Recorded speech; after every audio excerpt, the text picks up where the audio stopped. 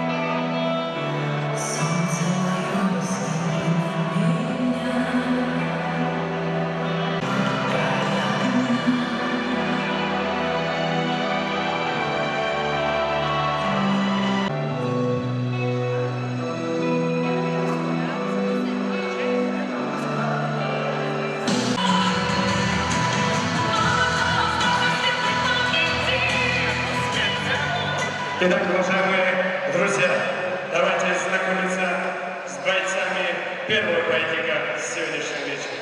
Бойцу сильному, 21 год, его рост 170 сантиметров, вес 57 килограмм, представляет бойцовский клуб «Беркут» из города Шали, Россия, Юсуф Мурадов.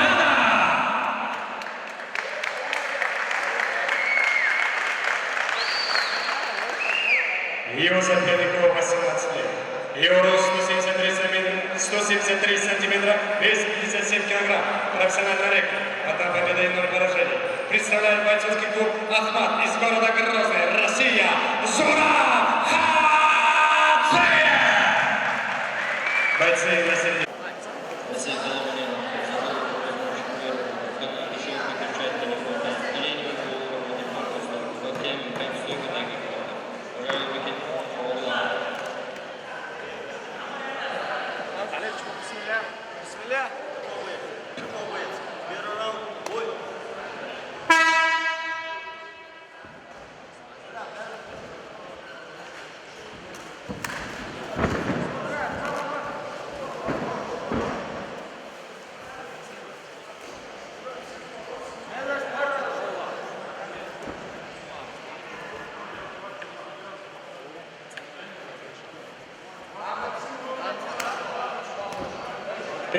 Уважаемые болельщики, не забываем поддерживать спортсмена.